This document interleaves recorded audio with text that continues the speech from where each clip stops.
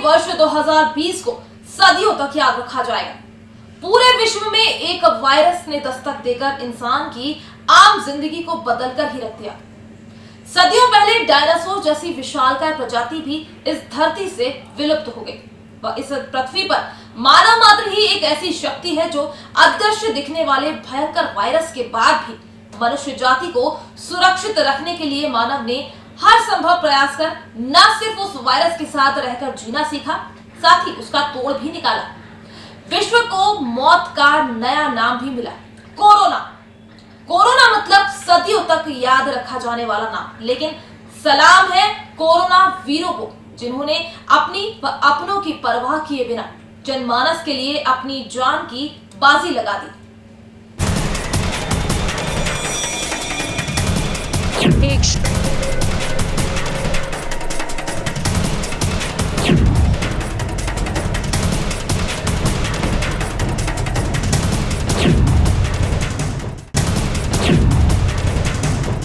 विश्व ने जहां 2019 को अलविदा कर 2020 का काफी उत्साह और जोश के साथ स्वागत किया था, लेकिन वर्ष की शुरुआत ने ही पूरे विश्व के लिए एक अदृश्य चुनौती खड़ी कर दी।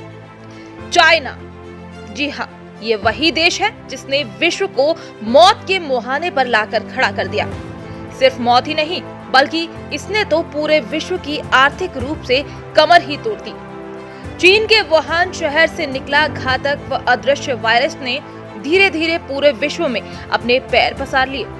कोरोना वायरस से भारतीयों को बचाने के लिए भारत सरकार द्वारा पूरे भारत में 24 मार्च को लॉकडाउन जैसा कठोर कदम उठाया गया, जहां मध्य प्रदेश की आर्थिक राजधानी इंदौर के प्रशासन और पुलिस ने सड़कों पर मोर्चा संभाल लिया। सोशल मीडिया ने कई बार इस स्थिति को बिगाड़ा। कई बार ऐसी अफवाहें चली जिसमें लोगों को इस बात का अंतर समझ में नहीं आया कि उन्हें बचाने के लिए ले जाया जा रहा है या उनके लिए कोई खतरा पैदा किया जा रहा है। इस भ्रम की स्थिति में कई बार पुलिस और स्वास्थ्य कर्मियों को पथराव भी हुए, लेकिन हमें उस मानसिकता को, उस मनस्थिति को समझना होगा और उसको हम लोगों ने समझा।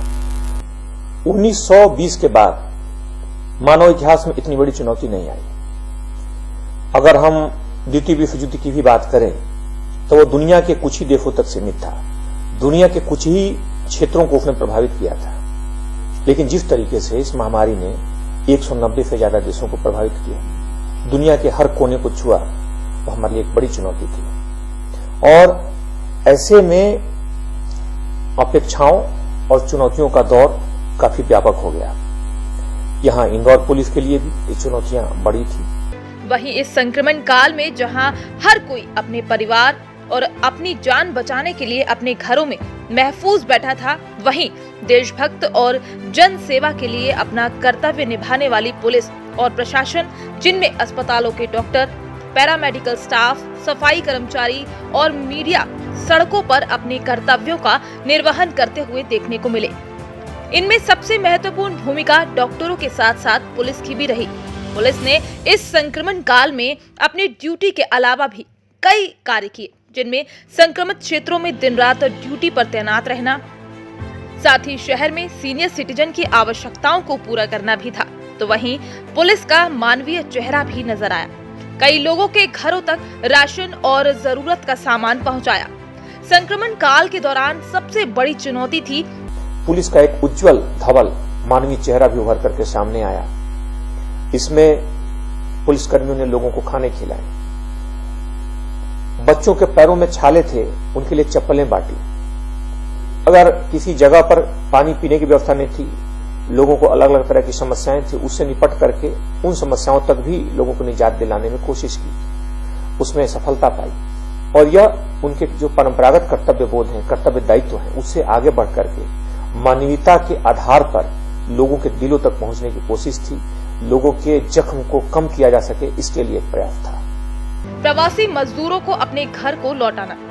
इंदौर पुलिस ने प्रवासी मजदूरों के लिए इंदौर के बाईपास पर व्यवस्था उपलब्ध कराई, जिनमें सामाजिक संगठनों के साथ तालमेल कर भोजन की व्यवस्था और अति आवश्यक वस्तुओं की आपूर्ति के साथ साथ प्रवासी लोगों को अपनी मंजिल तक पहुंचाने की व्यवस्थाएं भी की। वहीं दूर दराज से नंगे पांव चलने वाले छोटे बच्चों से लेकर बड़े युवाओं और बुजुर्गों तक पैरों में जूते और चप्पल की भी व्यवस्थाएं की। वहीं अत्याधुनिक संसाधनों वाली हमारी इस मानव जिंदगी में हमें इस वायरस ने अपने परिवार के साथ एक साथ बैठने का मौका दिया और जीवन को जीना सिखाया। तो वहीं सड़कों पर हमारे जीवन की रक्षा करने वाली पुलिस के लिए कई तरह की बड़ी चुनौतियां थी, जहां एक समय ऐसा भी आया कि पुलिस महकमे के कर्मवीर योद्धा थाना प्रभारी जूनी इंदौर देवेंद्र चंद्रवंशी ने इस वायरस से लड़ते लड़ते हमारा साथ छोड़कर ईश्वर की शरण ले ली। तो वहीं 400 से भी अधिक पुलिसकर्मी संक्रमण का शिकार हो गए, जहां हर कोई पुलिसकर्मी देवेंद्र चंद्रवंशी के लिए दुखद निधन के बाद पुलिसकर्मियों का मनोबल कम होता नजर आया। वहीं एक बार फिर एकजुट होकर हिम्मत के साथ आला अधिकारियों ने अपने अधीनस्थ कर्मचारियों को गीत संगीत के माध्यम से दुगना हौसला बढ़ाया।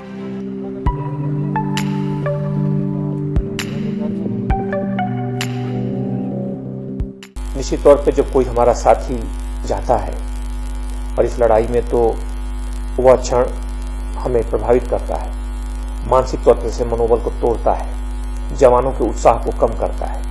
लेकिन लगातार प्रयास के तहत हम लोगों ने उस मनोबल को बनाए रखा। जवानों की लगातार टीमें हर तरीके से हर उस दुरूह परिस्थिति से निपटने के लिए प्रयासरत रही। जहां 3 महीनों से घरों में रहकर लॉकडाउन का पालन करने वाले परिवारों की आर्थिक कमर टूटी हुई थी, तो वहीं पुलिस को अनलॉकडाउन होने के बाद बेरोजगार युवा अपराध न करें, शहर में आपराधिक गतिविधियां न बढ़े, इसके लिए एक बड़ी चुनौती थी।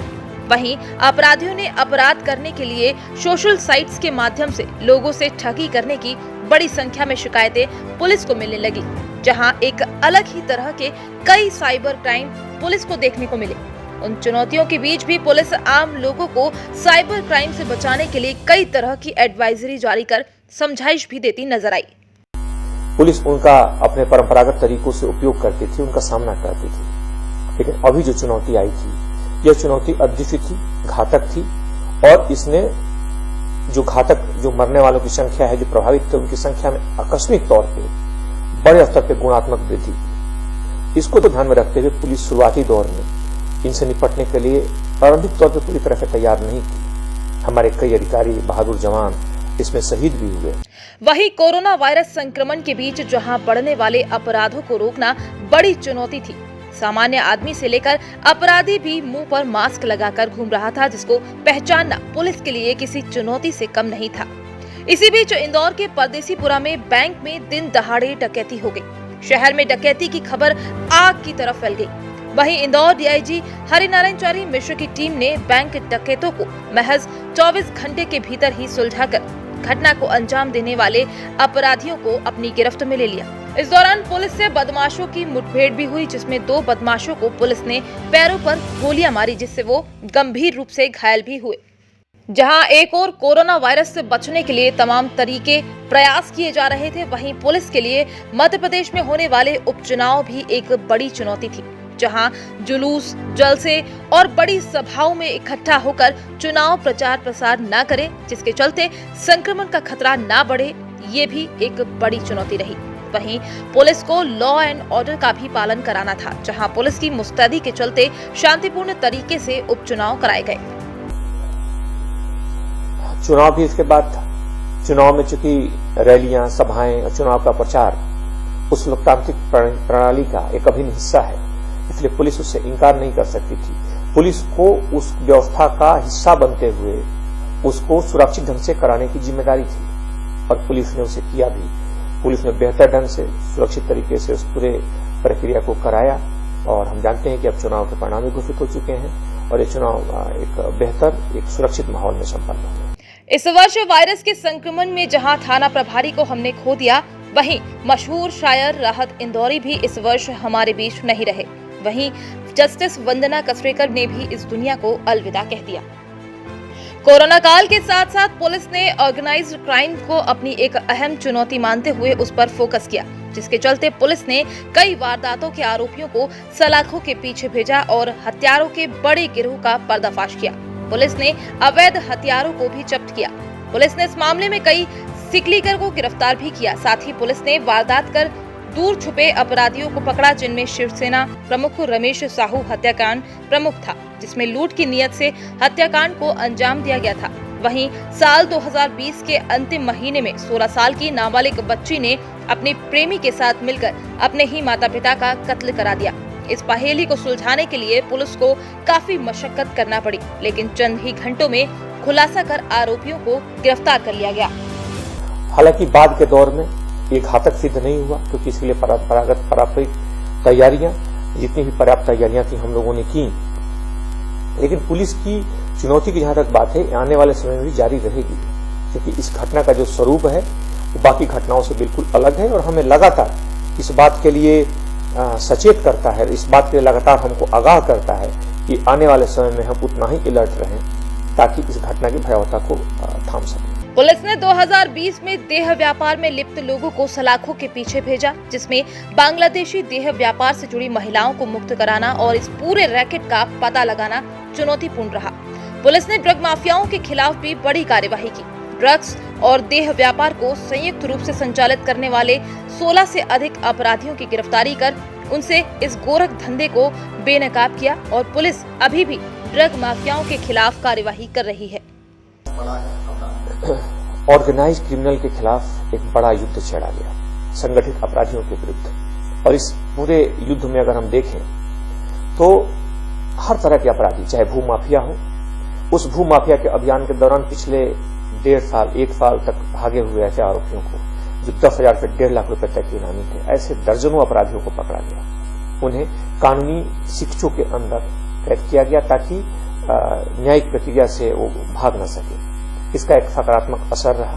साथ ही साथ आर्म्स जो हैं, जो बहुत बड़ी संख्या में इस इलाके में देखें, आसपास के जिलों में जिस तरह के सिकलीगढ़ सक्रिय हैं, बड़ी संख्या में फायर आर्म्स मिलते हैं, बड़ी संख्या में फायर आर्म्स के संगठित गिरोहों को पकड़ा गया।